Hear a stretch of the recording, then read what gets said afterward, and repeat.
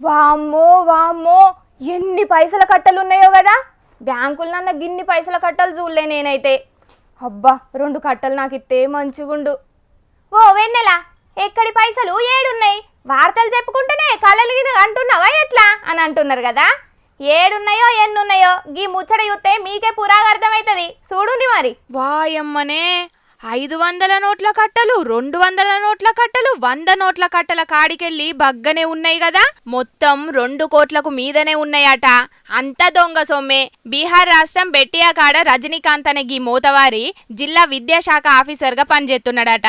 మరి ప్రైవేట్ స్కూళ్ళు, ప్రైవేట్ కాలేజీల తన లంచాలే తీసుకున్నాడో, లేకపోతే సర్కార్ బడులల్లా విద్యార్థులకు అందాల్సిన పుస్తకాలు, చాక్ పీసుల కాడికెళ్ళి బ్లాక్లు అమ్ముకున్నాడో, మొత్తానికి గిన్ని పైసలు ఎట్లా కూడా పెట్టిండో తెలియదు గాని ఇవన్నీ పైసల్ని చూసి విజిలెన్స్ ఆఫీసర్లే పరిశాన్ అయినరట. ఈ పైసలను లెక్క పెట్టుడు ఒక్క మిషన్తో అయ్యే పని కాదని ఇంకా మిషన్లను ఆర్డర్ పెట్టి మరీ పైసలను లెక్క పెట్టిండంటే మోతవారి ఎన్ని పైసలు దాచి పెట్టిండో ఇక మీరే అర్థం చేసుకోండి. విజిలెన్స్ ఆఫీసర్లు రైడింగ్ చేస్తే ఇంట్లో దొరికిన పైసలే గిన్నంటే ఇంకా మీదికెళ్ళి బంగ్లాలని, పొలాలని, బంగారం అని ఇంకెన్ని కొన్నాడో గవ్విటిల్వ ఇంకెంత ఉంటదో పోన్రి. ఇంకా గమ్మతి ముచ్చట ఏందంటే ఎవ్వలకు అనుమానం రావద్దని గీ మోతవారి కిరాయి ఇంట్లుంటున్నాడట.